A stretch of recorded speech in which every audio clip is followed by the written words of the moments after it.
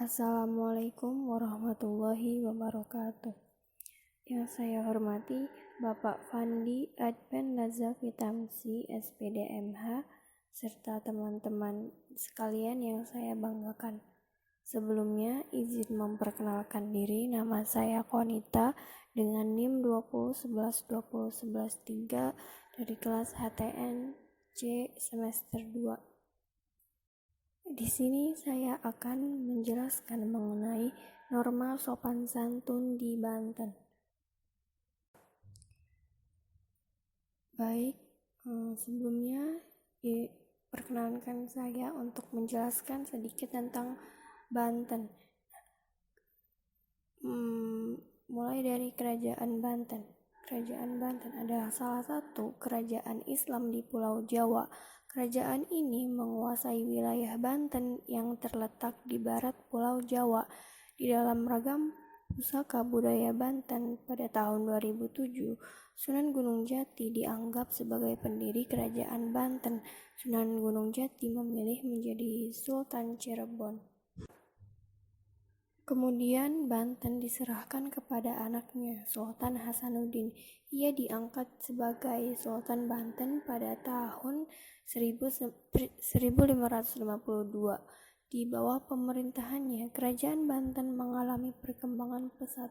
Banten melepaskan diri dari Demak.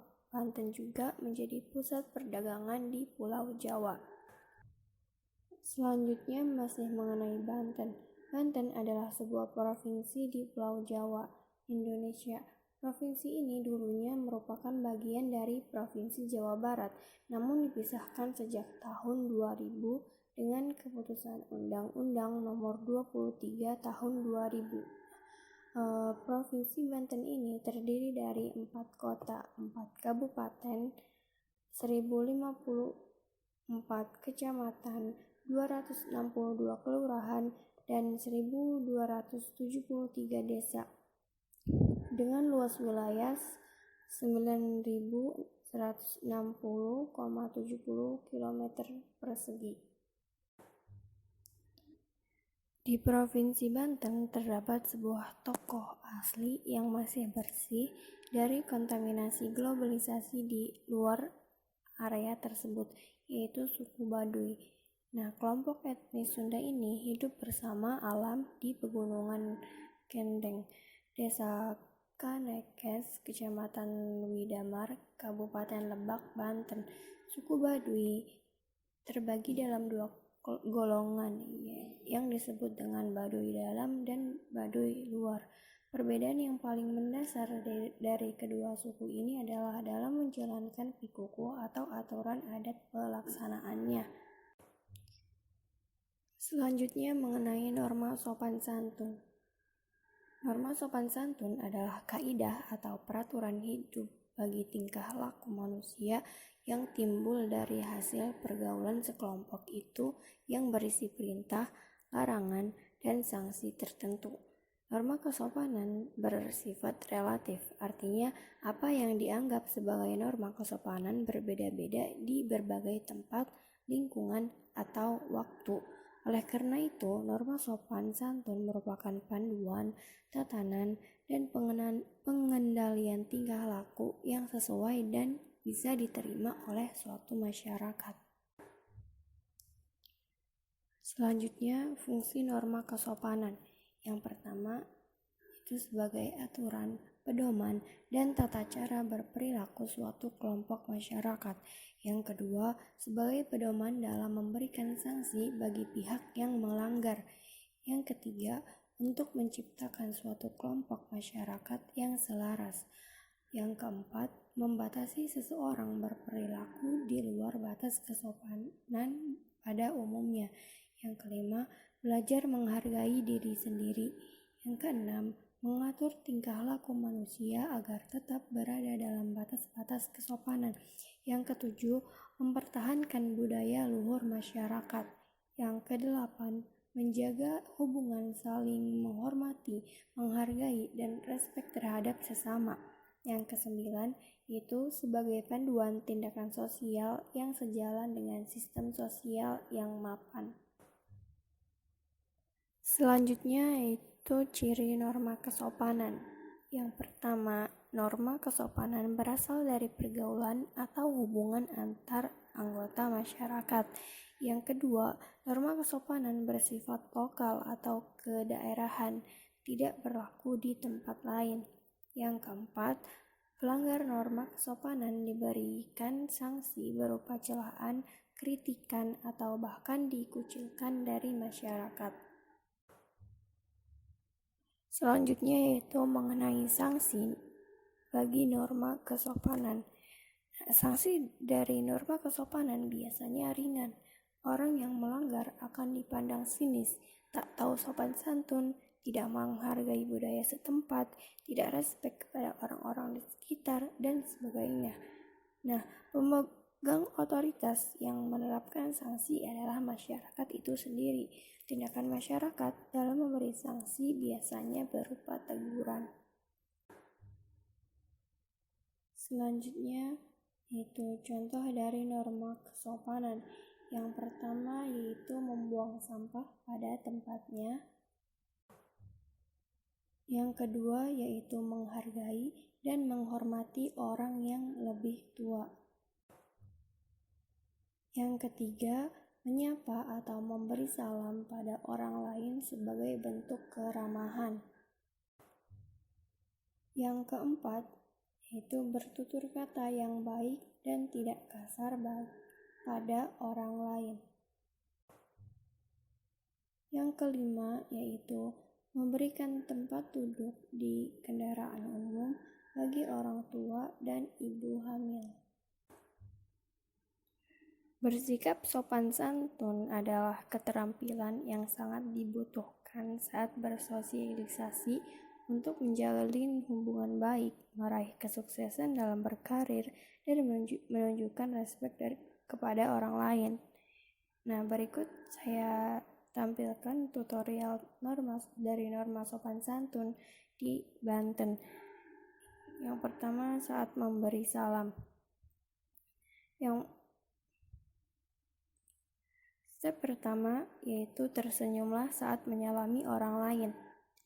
Ketika Anda baru bertemu atau menyalami seseorang, berikan senyum yang tulus untuk menunjukkan bahwa Anda siap menerimanya dan merasa senang bertemu dengannya. Cara ini membantu Anda menunjukkan keramahan sejak awal pertemuan. Step kedua yaitu katakan hello atau hi.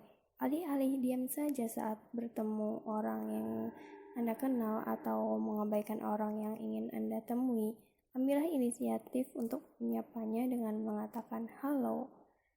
Jangan menunggu sampai ia menyapa Anda lebih dulu.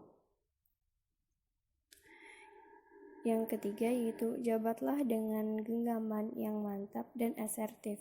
Nah, saat bertemu seseorang, peganglah telapak tangan kanannya dengan tangan kanan Anda, lalu gerakan ke atas dan bawah 1 kali dengan mantap.